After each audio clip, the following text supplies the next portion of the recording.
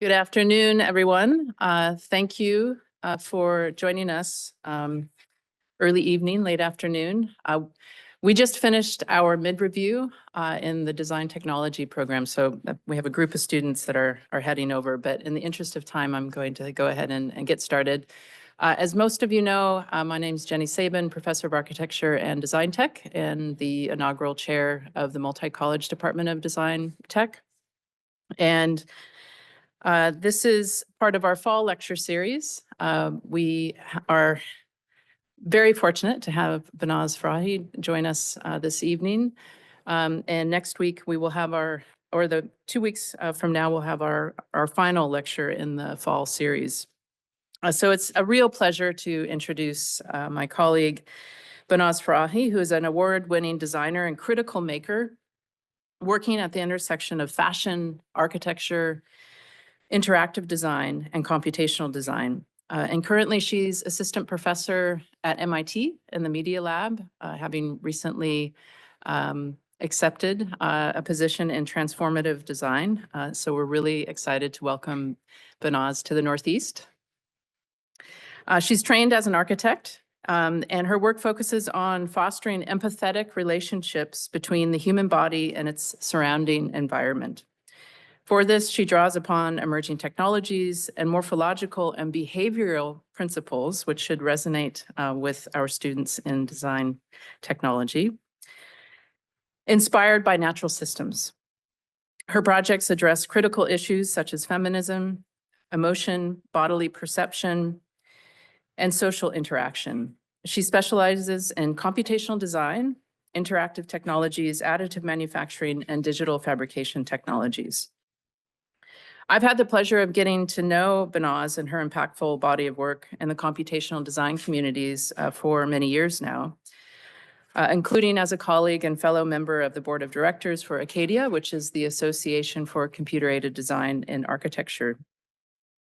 Behnaz co-chaired realignments toward critical computation, Acadia's 2021 conference, which marked the 40th anniversary of the organization, and which emerged from the extraordinary and ongoing systemic challenges posed by the COVID-19 pandemic, climate catastrophe, and social ongoing systemic justice crises. Behnaz's key contributions toward the organization of the conference marked an important pivot in Acadia that started with the 2020 conference and continues to this day, and the organization's successful achievements in gender parity, diversity, equity, and inclusion initiatives, increasing access to the conference through free streaming and student scholarships, and most importantly, a critical approach to computational design. I have followed Behnaz's work over the years, such as through her projects that embed human sentiment as data into responsive fiber systems to explore feminist approaches to critical computation. In a field where criticality has not always been central, and I'm referring to computational design, which now has a 40+ or even longer history, depending on how you look at it and frame it. Behnaz's work brilliantly weaves the most cutting-edge technologies, material systems, and computational design methods with rigorous inquiry, beauty, and a critical perspective on the pressing issues of our time.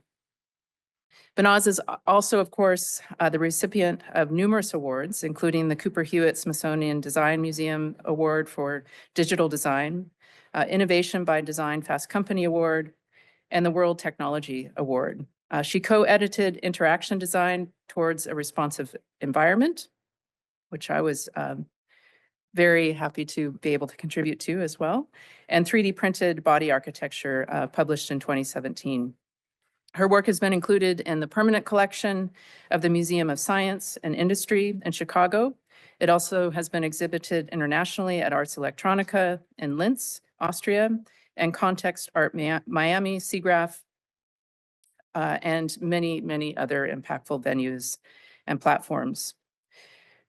And lastly, Behnaz has served as assistant professor in the Department of Design at California State University in Long Beach. And she's also worked with leading firms such as Adidas, Autodesk, Fuxas Studio, and 3D Systems. So please join me in welcoming Behnaz Farahi.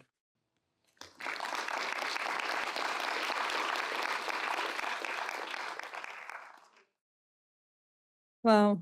Hello, everyone. Thank you so much, Jenny, for such a wonderful, kind introduction. Sometimes I wish I could just actually have that introduction, just frame it, just keep it for my rest of my life. So thank you.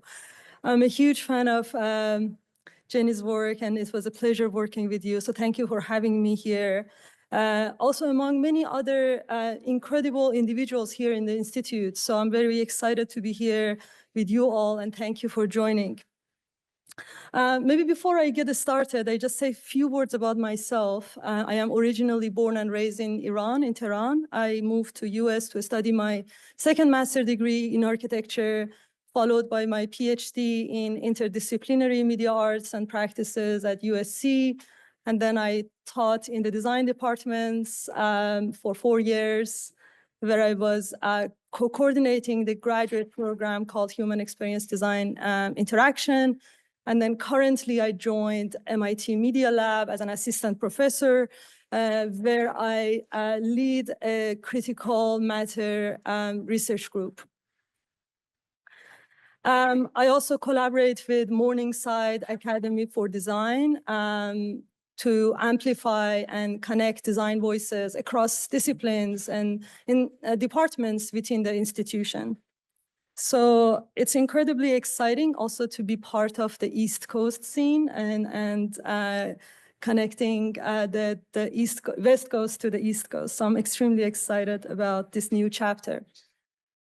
So we are a new group in MIT Media Lab called Critical Matter. So I'm very excited to share just a few words about it. The work that I'm going to share in my presentation today, it's going to provide a foundation for the type of work that we are hoping to develop in my research group. So in Critical Matter Group, we're going to engage with design across the scales, from wearable and fashion all the way to architecture and public art installations. Our goal is to go beyond mere application of technology to really see how technology could address larger critical ways, critical issues in order to engage with transformative design, to address larger social, cultural, or environmental issues of our time. We have a really incredible space on the fourth floor. So when you come to the Media Lab, you might notice us, or you might notice an eye looking at you. So that's us on the fourth floor.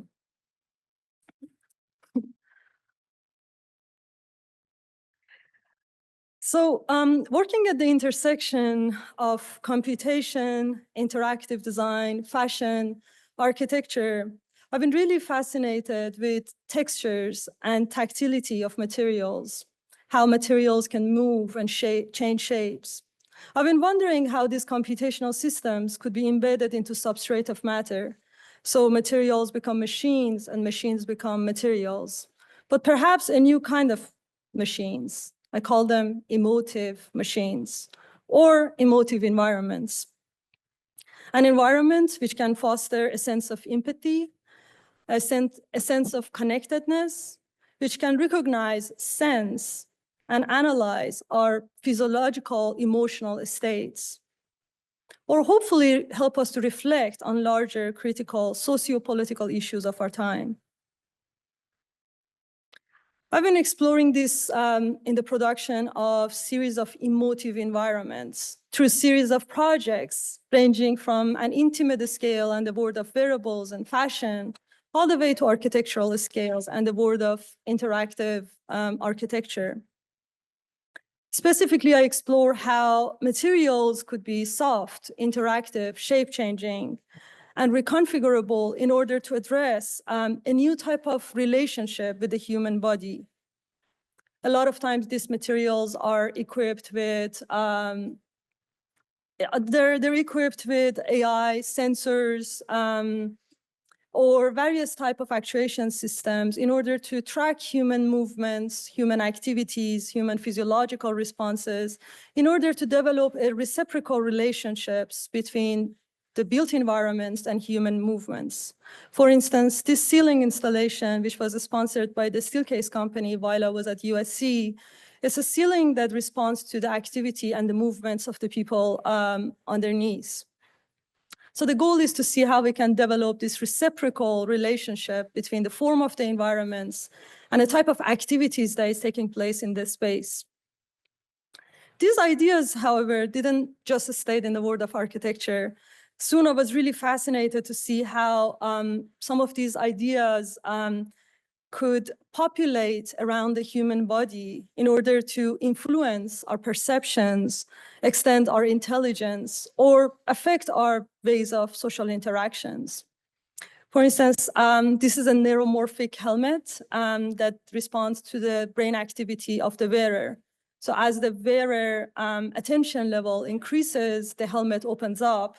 And as the attention level decreases, the helmet closes down and creates a cocoon around the head. So the goal is to see how we can blur the boundaries of the body. If we can control something outside our body, could we claim that that object is part of our biological body? The main inspiration comes from the nature. Nature is amazing, not only in terms of its morphology, which is absolutely beautiful, but also in terms of its intelligence in responding to both internal and external stimuli. It is alive. So I've been really wondering how we could develop materials that not only inspired by these forms, but also have similar intelligence in responding to both internal as well as external stimuli. 4 concerns that inform my design practice includes new materials, sensory technologies, robotics, and critical designs. And in this presentation, I'm hoping to unpack some of these areas. In my design research, I explore new materials using 3D printing, robotic fabrication, and algorithmic design tools. Inspired by natural systems such as hair, feather, or fish scale systems, which varies their properties across the surface from soft to hard, from very dense to very porous. We are very excited to explore how we could use computational system to make sure that materials can vary their properties and behaviors in a similar fashion. These materials could be soft and flexible when it needs to be. They can be active instead of passive. And they can respond to their surrounding environments using a variety of actuation systems, such as a smart material, shape memory alloy, or soft robotic and pneumatic systems. We can really give these materials lifelike behaviors, not dissimilar to our muscle systems. I've also been working with various forms of sensory technologies, including biometric sensors, such as brain-computer interface, to various forms of facial and gaze tracking technology, which allow you to recognize and detect various physiological responses from human faces or human body. So the goal is to really try to understand whether these systems, these computational systems, are able to detect, analyze human emotions, or what are the blind spots in these systems. I've also been exploring robotics and use of industrial robotic arms, not only for human-robot interactions, which can unfold so many possibilities for intuitive interactions between human body and robots in general, but also we are very interested in exploring the use of robotic, industrial robotic arms for custom-made robotic fabrication, for depositing biodegradable materials that currently we're exploring.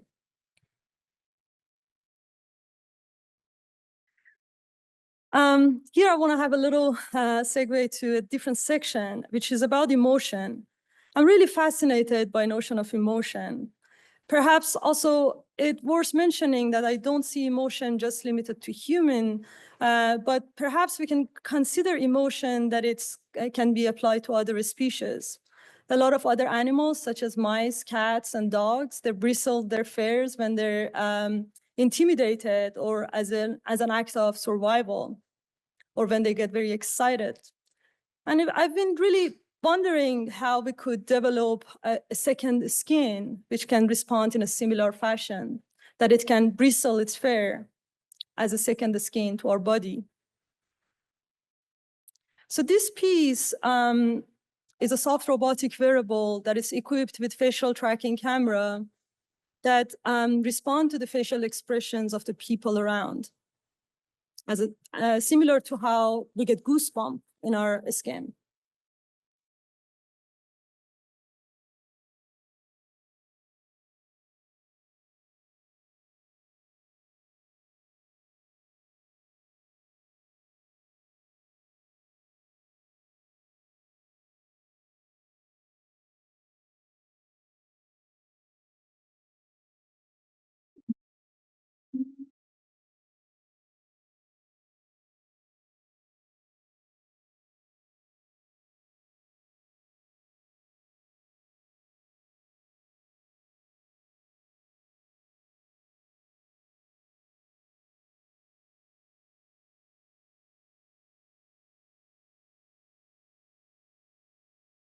So a special application for this type of smart wearable is also for people who have certain type of autism. They might look at you, they might realize that you have some sort of emotion in your face, but they might not realize what kind of facial expression you're expressing through your face. By bringing this type of technology, they can blend in within their social context. Within the same line, I was approached by Museum of Science and Industry in Chicago to design a fashion technology wearable for their permanent collection. In this, I was really inspired by hummingbirds. Hummingbirds are amazing creatures. They change the color of their feathers from dark green to magenta with a twist of their head. So I've been really interested to explore how we could have materials that change shape and change also colors in a similar fashions.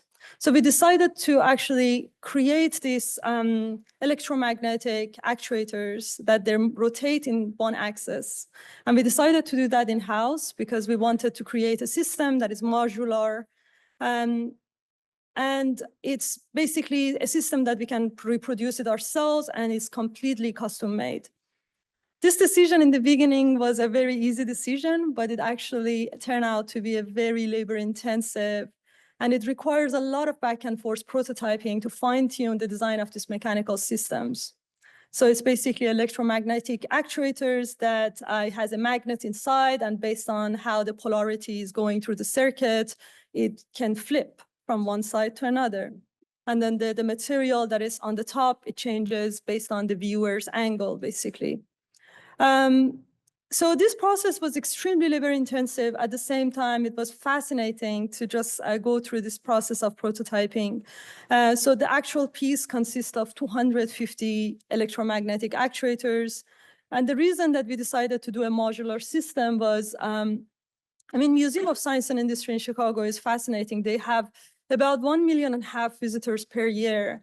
And the piece is running 9 a.m. to 5 p.m. So the question was, how can we come up with a system that is kinetic, but it's also durable?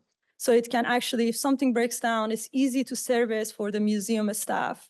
So the design of these small actuators, as you saw, it has a little USB, almost like a USB connectors, that you can assemble them and place them. And if they're broken, you can just simply take it out and place a new modules in. What I was really also proud in this specific project was everything about this project, from electrical to mechanical, software, and every aspect of this project was completely custom made. So total of 250 actuators, 40 driver boards, 4 microcontrollers, 1 camera, and perhaps a few other things that I'm forgetting. It's all embedded inside this piece. So it was literally a merge of engineering, art, and design, and science at one all together. So the piece, in front of the piece, there is this very small camera that can see where people are standing in front of the piece and what kind of facial expressions they're expressing through their facial expressions. So when it recognizes that the people are smiling, so it generates different type of behaviors. When it recognizes that people are angry or they're frowning, it moves really, really fast. So it almost repels you from getting closer to the piece. And the idea behind this piece was inspired by the notion of sensory substitution, where you can change one sensory input with another sensory input. So what if you could hear the facial expressions of the people around you through your garments instead of seeing them? So it's really about if you're blind or if your eyes are closed, even with your eyes closed, you're able to read the information from your environments, where people are standing and what kind of facial expressions they're expressing.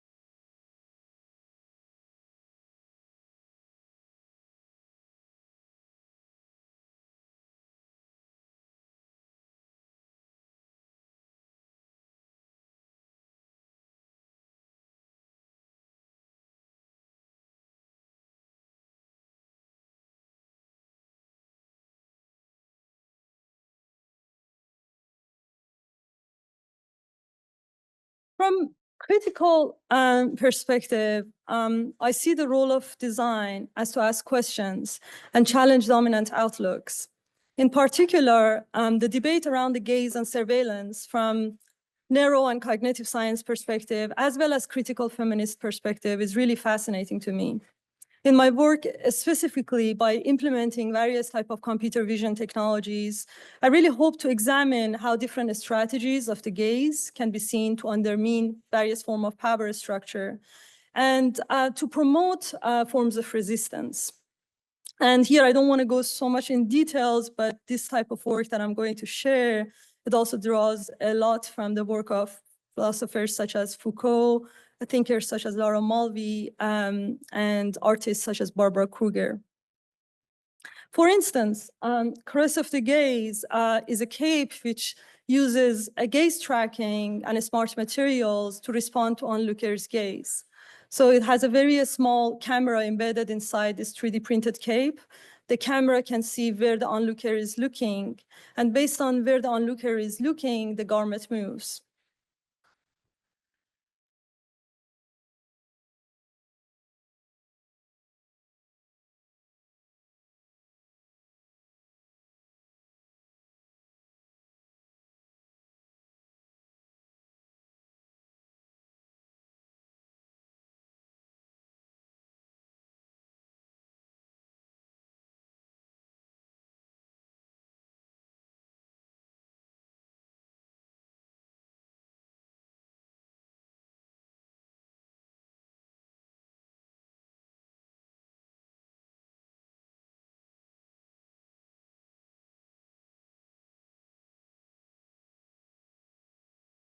So basically, if you're the wearer, you know which part of your body is being looked at because you actually feel the haptic pressure on your body. And if you're onlooker, you know that your action has been noticed because you see the action. So it literally changed the social interactions between people. This project is actually very personal and dear to me. These are intriguing historical masks worn by Bandari women in southern part of Iran. Legend has been says that these masks were developed during the Portuguese colonial rule as a way of protecting the wearer from the gaze of a slave master for looking for attractive women. While these Iranian masks cover most of the wearer's face except the eyes, I've been really wondering how eyes could be used as a way for communication. And in my research, I came across this very interesting incident in which an American officer uses blinking to send secret messages. In this video, you're seeing he's sending the word torture using Morse code with the blinking of his eyes during his captivity in Vietnam.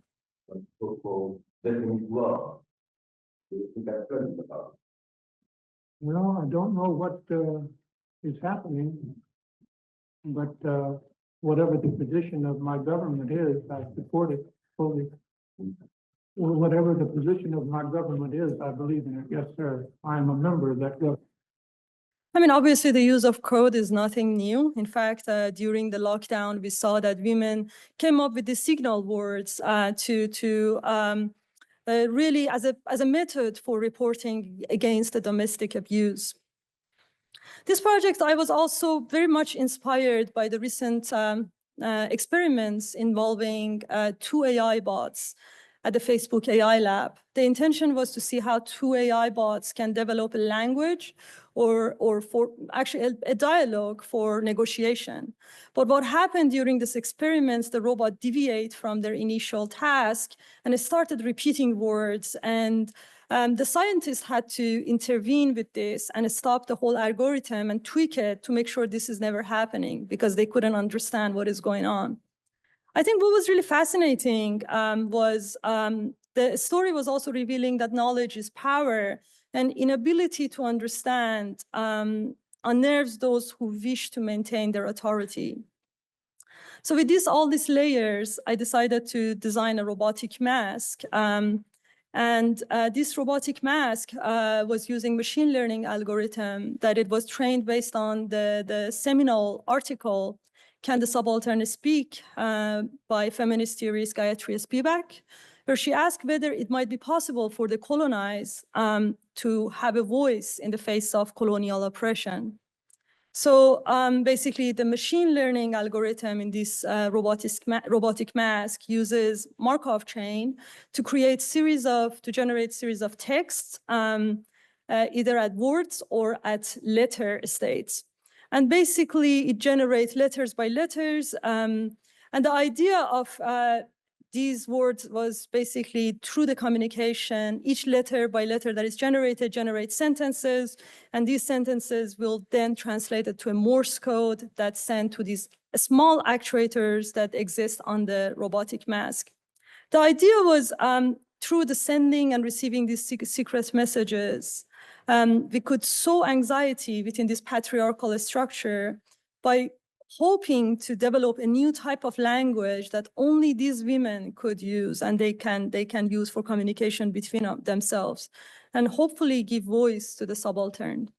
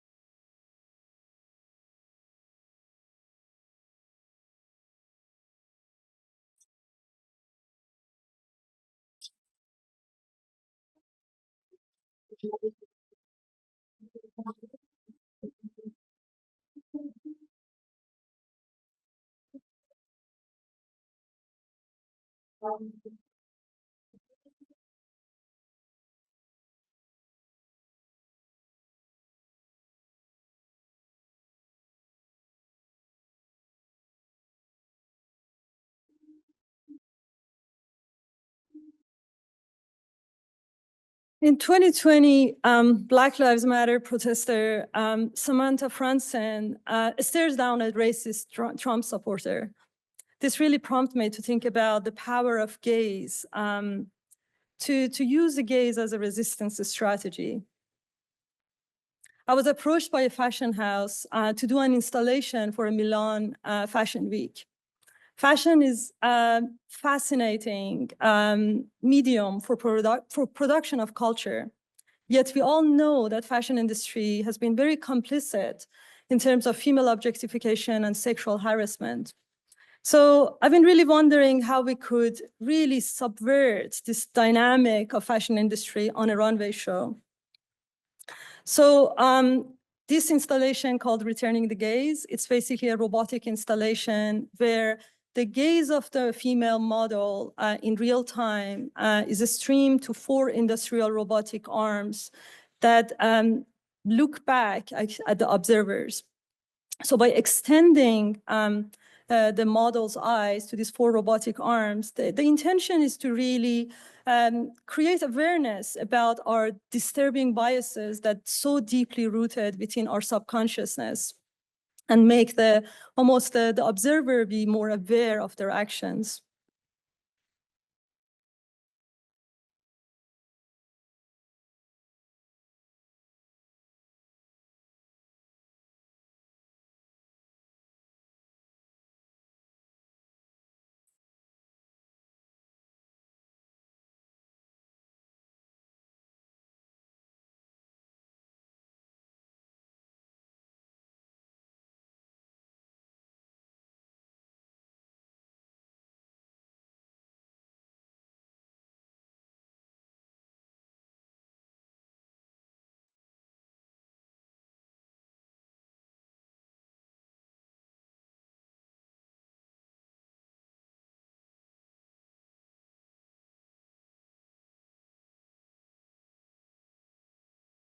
One of the amazing thing about this project was it was super fast track.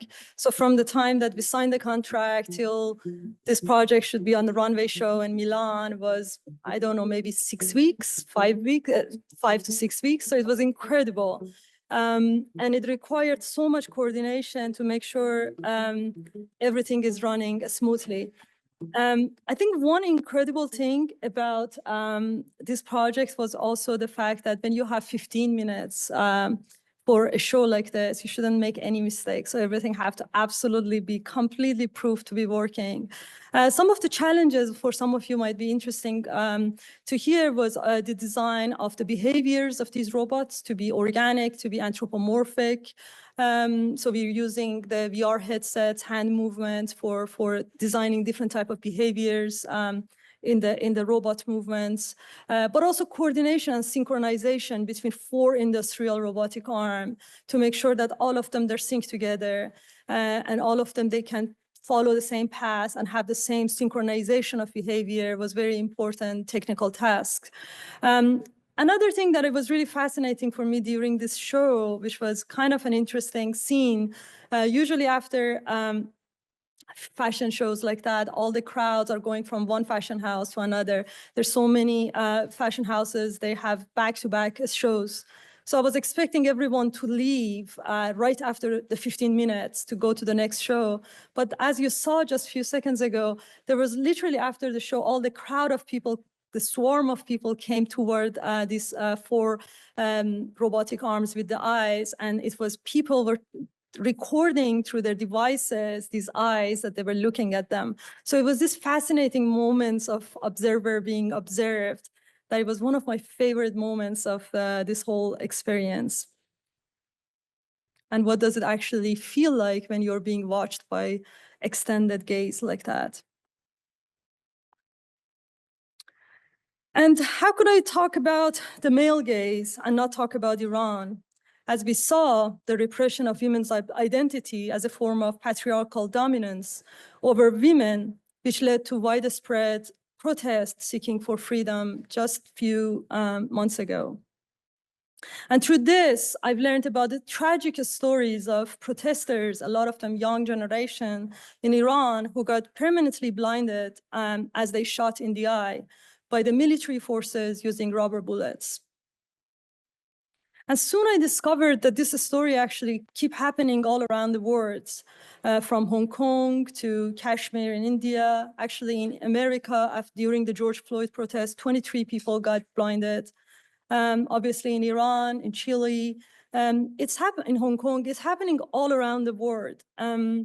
So despite the fact that these protesters, in many cases, they were very peaceful, their nonviolent means of expressing a political objections have been perceived as violence or riot by authorities.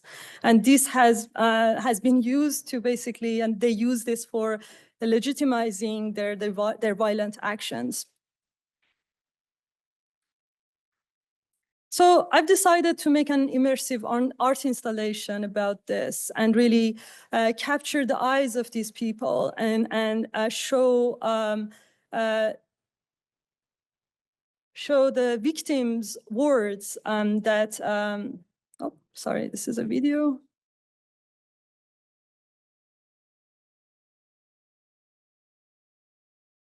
Somehow it's not running, but imagine me, it shows basically the way that I capture these eyes. And there is a very black tears that is shedding from these eyes. And then there is the words of the victims that it shows and telling the stories of these victims through their eyes.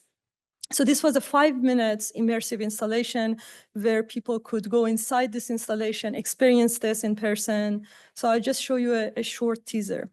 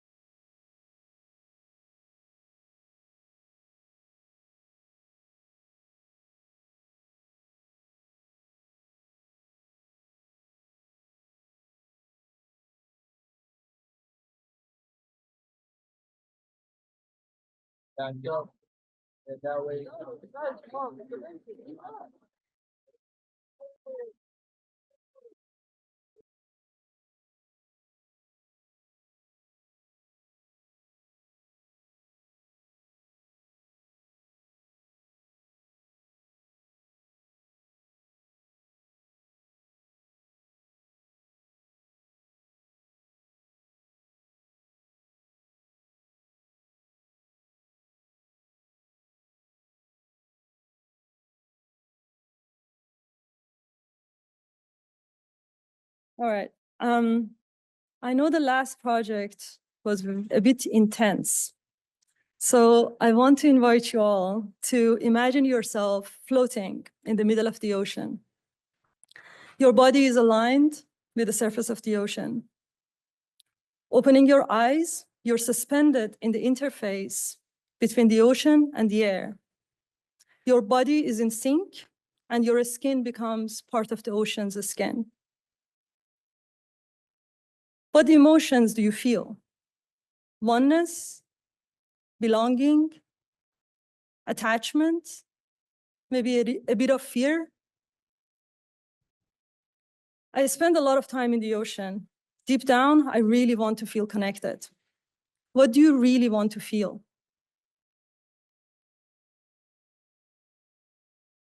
So I would like to just say a few more words about critical matter. You might wonder why critical matter matters. Conventionally, most material research have been informed by the latest advances in technology and design and engineering and technological advancements. A lot of time, they're just questioning the question of efficiency.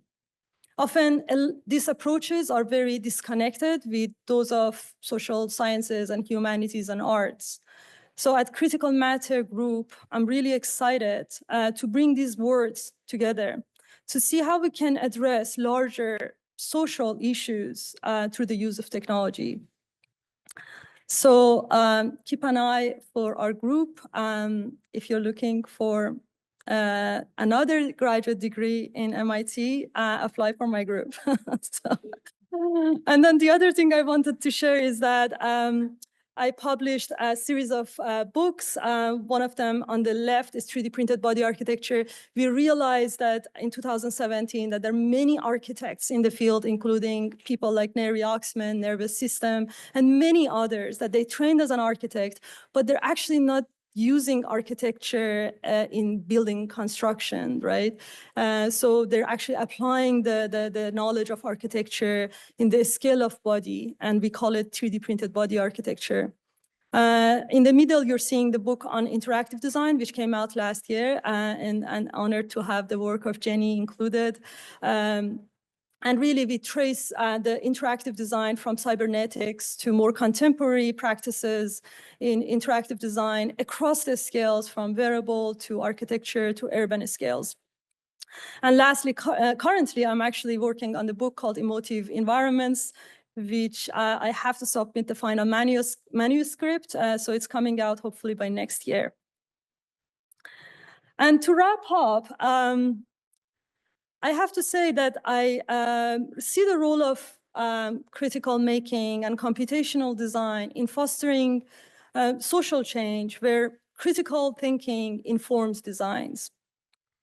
As Iranian-American interdisciplinary designer, I'm extremely excited to see the role of computational design, not to merely answer questions, but also to ask provocative questions and challenge dominant outlooks, for the hope of more peaceful future. Thank you so much.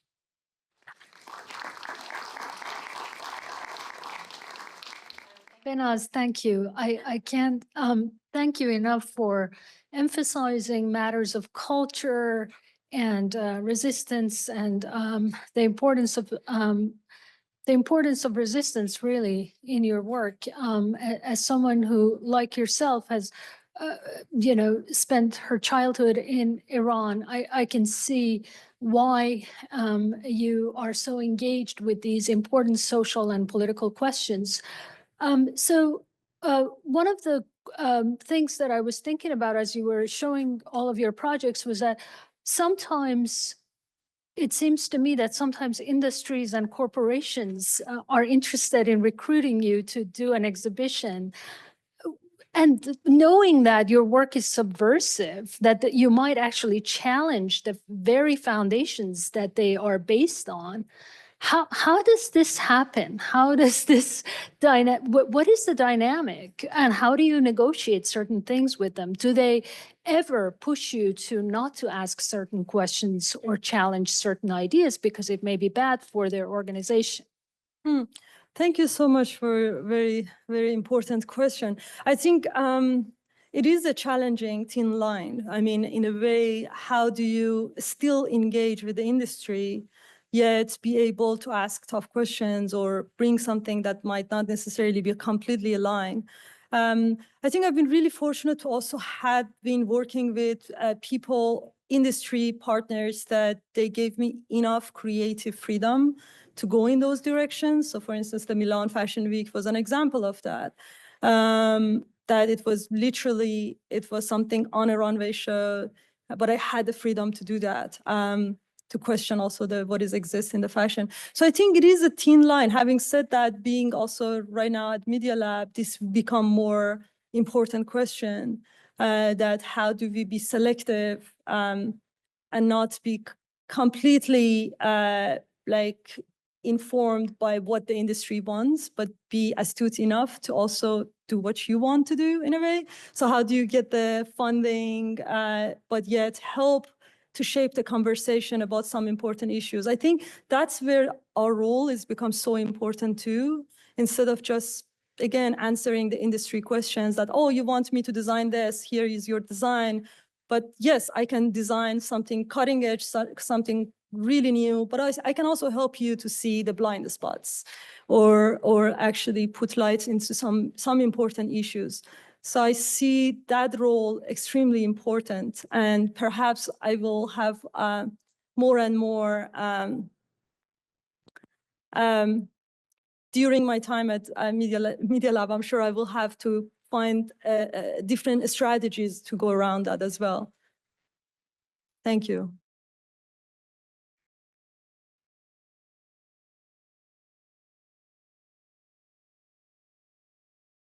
Hello. Thank you so much for coming. This is amazing and very inspiring. My question is related to the biology, and I loved the example of the hummingbird and the mice. I've done stress response research in the past, and so that was really exciting. So my question kind of relates to, like, how do you choose which biological system that you're going to evaluate for your project? For example, just at the hummingbirds, like, that's one example. And then I could think of like peacocks, which kind of also have like an iridescent and very like fanning example. So like, what is that process for you? I honestly think that that's very open-ended, meaning that whatever draws my attention or find some fascinating behaviors or intelligence in the system. There's so much of color change and texture change and shape change in nature. So I think for me that wherever I see that in nature has always been really, really fascinating. That's become somehow part of my research to find those examples, either is in sea creatures or in birds or other species. For some reason, in this last almost 10, 12 years of my creative practice, I got fascinated with hair, feather, and hair, and scale systems. And interestingly, I was reading this scientific paper that was saying that all of these three systems have the same ancestors. They're coming from the same past.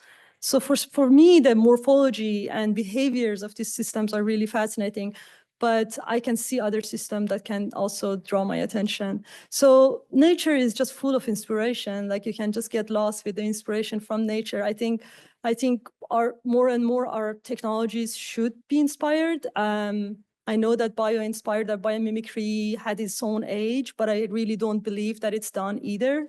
I think there's so much still to learn from. Thank you.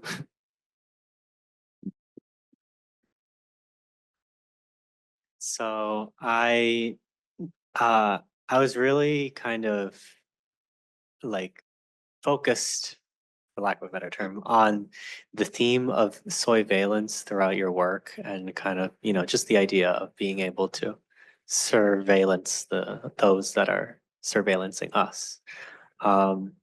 And considering that you worked with this theme, this topic, and this kind of emergence for some time, how have you seen it change over the years, whether it be in practice, with through art or through protest, or in theory? Like how do you see surveillance, its trajectory and its place in computational expression? In general, or like in computational field, how the surveillance, or how has it changed for me? How has it changed for you? Yeah, I mean, I think it is fascinating because when we say also surveillance, it also come up with so many connotation. That's why I keep changing. I use surveillance and gaze as two concepts that they can change interchangeably. For me, it doesn't matter if we call it surveillance or we call it gaze. What is important is to see and to be seen, right? So there is so much language around surveillance, a lot of time being informed by corporate industries for use of benefits for some corporates. And that's why it's been seen usually as something very cynical. I big believer that these technologies, it depends on who is using it, in which context they're using it, and how they're using it. So you can't really put a blanket to say, oh, surveillance in of itself is horrible. You can use it in a subversive way to bring a new type of bodily autonomy for someone or bodily security for someone who is vulnerable. And that in that case, surveillance could be a good tool. So I think the question of good or bad is a little, I think it's a wrong path to take. So there is that type of being nuanced about the notion of surveillance and gaze, which has changed for me as I'm working on it. I'm realizing that, wow, it really, you can really change the meaning based on the context so much. So there is that aspects. The other thing that I want to say, so I've been in the Media Lab. I started from summer, but I've been physically in Media Lab from September 1st. And our space is like literally a glass house, right? We are literally, it's beautiful building designed by Japanese architect Maki. But the use of glass and metal invites so much openness and the gaze to move freely in the space. At the same time, when you occupy the space, it also brings the question of what does it mean to be seen all the time? Like when I sit in my office, which is the most personal space, I can be seen from the fourth floor, from the third floor or second floor. So it really affects me psychologically, that what does it mean for myself to be occupying a space and constantly see other people and people can see me. So the question of transparency and privacy, the question of surveillance and gaze are all intertwined into one another. So sorry, it's got a little long, but I think these questions and these topics are very nuanced. And I feel like I don't know if I'm getting over them yet. So I might just continue with this line of thinking for some time. So thank you.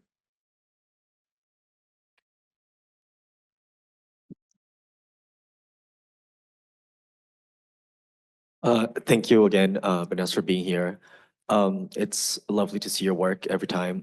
My question that I had for you specifically, I see that you have a methodology, I would say, that's very clear, but I wanted to ask, what has been the range of scales that you've been working with? What was like the smallest scale that you worked, and what was like the largest scale? And is there a difference in methodologies for those, or do you always take the design challenge as the same? Thank you. I mean, it's a good question about the scale, and I love to think about across the scale design. So the smallest things that I worked on, it was almost a body scale, fashion pieces, either helmets or something that sits around the human body, or jewelry, actually. I think I did some jewelry designs. And then the largest things was more of an installation, 15 feet by 15 feet, the ceiling installation, or the immersive room, which was the room by 22 feet diameters. Currently, I'm working on a public art installation that hopefully goes through, so we'll see how it goes. So the question of a scale is really fascinating, because I remember the time that I was up in the ladder making that ceiling installations. I was really thinking, wow, this is like my body literally moves in this space in completely different way. You're hanging from the ceiling and doing the electronics on the ceilings and things like that, versus when you're designing something which is such a small, you have to use almost magnifying glass to see electronics under magnifying glass. So it's very, very different scale.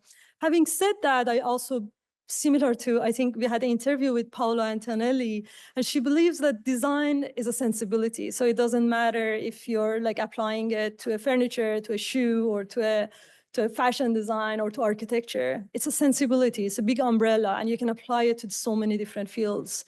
I big believer on that. I think that as soon as you have that design sensibility, you can easily change the scales, and you can apply one field to another. And I think that's why architects right now, or architecture education in general, it stands in a very interesting position, because we can do so many things. We can do fashion design, we can do industrial design, we can go to film industry and do film.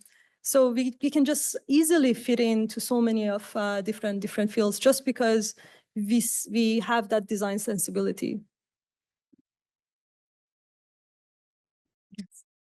Thank you very much for this really beautiful presentation. I wanted to ask something that was inspired by what you said at the very beginning, at the very end, where you said that a lot of people from architecture go towards this art space. And basically, for me, it's basically taking technology and materials and science and engineering to basically show your emotions and your interaction with the world. And I was thinking whether you've ever done anything that went the other way, because I'm really interested in kind of the connection between the sciences and the arts and architecture also. And so I've seen a lot of influence of the arts work by technology and science and engineering. And I was wondering whether you have any projects where it kind of goes the other way. I think I love that question, actually, because I had a different relationship to this dynamic in different stage of my practice. In the very, very beginning, a lot of my project was informed by, oh, I found these actuators, or I'm fascinated by this mechanical system, and how can I design something for it? So it was really a starting point was coming from technology and engineering, and trying to use that system and then apply it in a larger scale. There was no bigger concept that it was informing it. later on, I think in my practice in the last few years, it's more of like, what is the concept and what technology and science and engineering I can find in order to get there. So right now, I just feel like, do I have a preference on either of them? I would say no. I think the starting points could be either from either end. Ideally, they meet. That's why I'm excited about that synergy. So to see like either you start from completely engineering, science research, and then informed by art, or vice versa. Yeah. But thank you for that question. Thank you, Behnaz, for a really, really excellent lecture. I have a question about filmmaking and the documentation of your work, because that's a really important piece to it. And so could you say a little bit more about that, and also how that relates to your audience and increasing access and sort of distributing Absolutely. the message and the critical content that you're producing? Totally. So thank you so much for that, because I sometimes forget to mention that. So I actually, one of my fortunate moments was I was architect doing my PhD in cinema school at USC in a division called Media Arts and Practices. Now, we were literally in the George Lucas building, and I get to expose to so many of people from film industry. One of my PhD advisor, Alex McDowell, he's a production designer of a bunch of Hollywood movies, including Minority Reports and Charlie and Chocolate Factory. I got exposed to really thinking about narratives and the power of storytelling through video. I was very fortunate that some production, incredible students at the time, I was doing my PhD, they were students in the production. They came to me and they were interested in collaboration. And I've learned so much through this type of collaboration, that how can I, as a designer, think about storytelling? I think architects, we design the most amazing spaces, but we don't think about scenarios or activities that is unfold within the space. We don't tell stories. And I think for me was that moments of like, aha, moment of like, wow, that is incredible. Like, how can you tell the story of your design, not as an object that can sit on the museum, but you can make a powerful narrative, just 1 minute or 1 minute and a half, very impactful, and tell the story of that design. So storytelling become really important part of it. And then I realized that also, again, the power of like platforms, YouTube and Vimeo, where you just have the attention of people for 1 minute or 1 minute and a half. How do you work with that? How do you think about projects that can be capturing that in that 1 minute? But you also notice that I have all this behind the scenes, because there's so much work has been put into it, that I feel like that is another sort of invisible story that I would love to share with my audience. So there is always 2 videos. One is almost like the storytelling, what is that final piece? And there is always one which is like making of, which is showing the behind the scene. So you can learn about the projects more. We're just going to check to see if we have any questions online, and then we'll take 1 or 2 final questions. There's-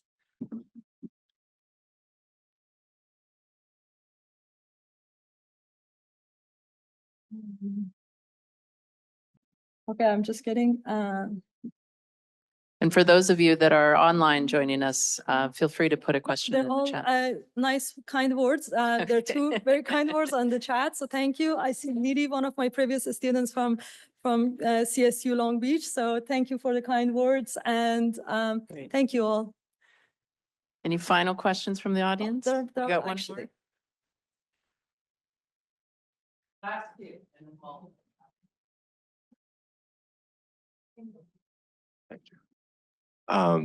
Thank you again, as everybody said, for coming in today and giving us your time and explaining your projects. I'll keep my question concise.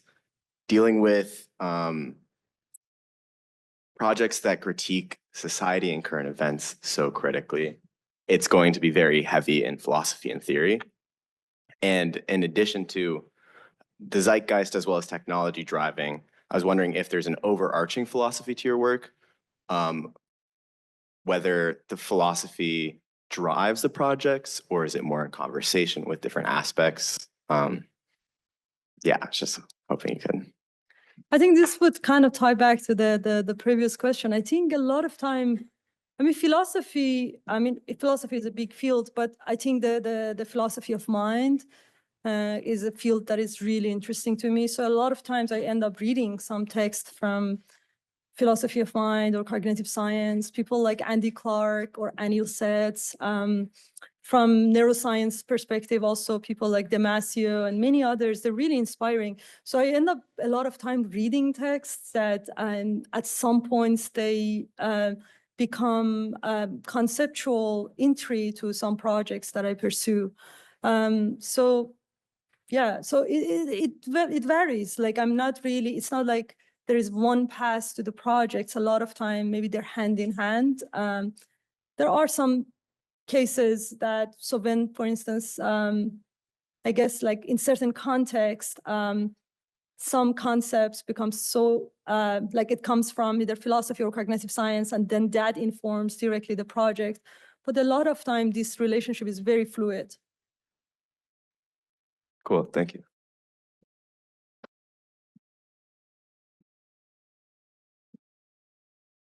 Last question. Question. Thank you. That was so beautiful. And so, in fact, I was texting friends with your pictures and say, you have to see this. That's the best sign when I feel I want to share this work. It's a sign that this is really good work. I also love seeing you making, which is great. And I see you as a worker. I see your passion and your love to work, to be involved. So coming up with one idea is one thing, but coming up with another idea for this idea is another case. So I just wonder, what has helped you to become who you have become today? I know it's a very big work, but who you want to become. But if there's something in your daily practice, and because we are in a university, what you would like us to take today with us? And thanks again.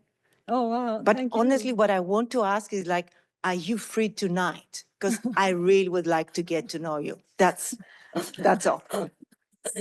Well, thank you so much for your kind words. And it's a deep question that you're asking. Maybe one thing I want to say, or sort of an excuse to say this story. I came from a society which was very male dominant, and holding a drill consider a male type of activity, let alone running industrial robots or soldering, thousands of, electrical systems. It was really considered as a male type of activity. So for me to find myself, I found my true identity. And that happened when I spent a lot of time in the workshops, working with various tools and various acts of learning through technology. It was the moment of realization who I am. So I really, your question is so profound. I really hope that everyone could find who they truly are and find that true identity, and don't conform to many of cultural or gender assumptions that comes from a lot of times from our societies, our cultures, our family. They want us to be someone else, and they push us in certain ways and all that. How can you break free from all those assumptions and find your true self? For me, it was a lot through the act of making and doing things and learning to work with various technology as an act of resistance through the system that I was born and raised. So I hope everyone can find that their true identity. Thank you for that question. Thank you so much, Behnaz.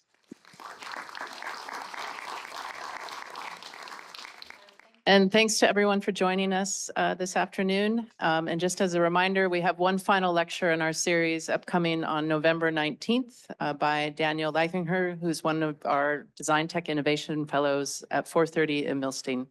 Thanks so much.